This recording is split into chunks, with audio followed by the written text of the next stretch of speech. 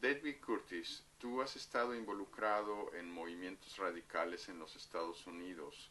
Al mismo tiempo eres un profesional muy calificado. ¿Puedes decirnos cómo combinas estos dos aspectos de tu compromiso? Tu desarrollo profesional tiene lugar sobre todo en Francia, donde tú has vivido los últimos 26 años de tu vida, y tu desarrollo ha estado siempre muy vinculado a los escritos del filósofo griego-francés, revolucionario y psicoanalista Cornelius Castoriadis. ¿Puedes decirnos cómo integras el pensamiento y la práctica de Cornelius Castoriadis en tu vida personal y profesional? Estimado Rafael Miranda, thank you so much for this opportunity to speak with you and the people that will be attending the Human Creation Conference around Castoriadis' work in Mexico City at the Casa de la Primera Imprenta de America. I first of all say I am sorry that I do not speak Spanish, so I thank whoever would be so kind as to translate this. I, as you know, am a professional translator, but also a philosopher by training. And one of the things that you mentioned many times when we've had a talk about this coming conference is the idea that it is a venue which sort of mixes French and English and Spanish together in some way I'm not exactly sure of. And it's an interesting connection between different cultures and different languages. French, it means where you have come from, but it also is a place. But when you've talked about it, it's more like an event. And so in speaking about events, it's very interesting because there is no event without a place for it to take place, but there's no place unless there is an event that makes it happen. So there's a very interesting connection between the time and the space. Now, when you started to ask me the questions, you came to Paris and you posed the questions to me. And first I wanted to come to Mexico City, which I did last month in May, to learn a little bit more. It was my first time in Mexico City, first time in Mexico. Learn a little bit more about the culture and people of Mexico. But I also started to ask questions about where I'm at, where I've come from, the sense of venue. And more than anything else, it's right here.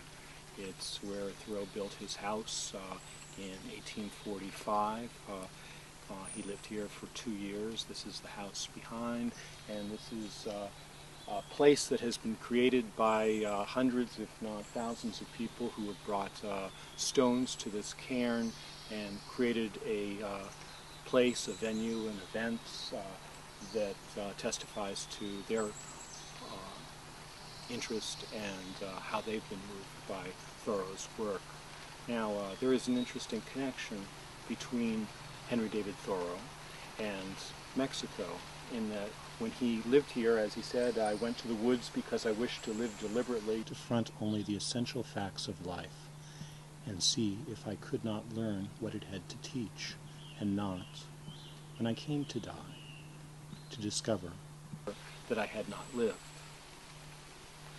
Now, when he was living here, living deliberately, living a life of simplicity, he had already stopped paying his taxes to the religious authorities, to the established church that still existed in Massachusetts. And one day, while he was living here, he was confronted by the tax collector, who asked him to pay his 7 years in back taxes. And he said that because of the issue of slavery, which was already heating up at the time, we're now celebrating, if that's the correct word, the 150th anniversary of the Civil War, but also the American intervention in Mexico, what we call the Mexican-American War, the invasion by the United States of Mexico, which he found to be such an unjust war that he refused to pay his taxes when he was confronted, and he went to jail. Now, he was bailed out the next day by someone who paid the taxes, but he was able to make his point. and he wrote an essay that has now become famous, that has influenced Martin Luther King, Gandhi before him, the essay on civil disobedience, as it's now known. So this is a special place for me as an American, as someone who thinks, along with Thoreau, that it is not too soon for honest men to rebel and revolutionize, as he said. Now, this is an encuentro, as the Spanish word is, the encounter that is being organized in Mexico City. An encounter is a very interesting word in relation to the work of Cornelius Castoriadis, because Castoriadis does not have a subject and object dualism, but says that it's the encounter that brings into being both subject and object at the same time. So this concept of encounter is something that's very important and very interesting. Today, the encounters that take place in a much more complex world, of course, than the world of Thoreau. We're, it seems, in many places at once with our new technologies that make it possible to connect with cell phones and Skype and computers and internets. And sometimes, as Thoreau said, we become tools of our tools. On the other hand, a lot of new possibilities are opened up to make connections between people and places, to create new venues, new events that can be multiple, as I said. Richard Grieman, who was a former member of Socialisme Barbarie, was very influenced by Castoriadis in relation to Castoriadis's very early 1950s interest in what became the computer revolution. And recently he's been writing about the possibilities of flash mobs to have people come together and be involved in trying to change the world. As he says, there's perhaps one chance in 100 that we will be able to transform the entire world before it is destroyed by us. And so he emphasized this possibility of using new technologies, new media, to bring people together to try to seize that one chance out of 100 that he thinks will be able to save us from the destruction that seems so imminent ecologically and socially and otherwise. This was before the recent events in the Arab world, where in fact new technologies were used, not exclusively, but were used. What interests me is that with places being multiple, it is not just a flash mob, but it is the possibility of communicating and creating connections, because we are everywhere as a human species, and it is not just a matter of uniting in one place, but of making these encounters and connections in multiple places, and the possibility of that multiplicity happening at the same time.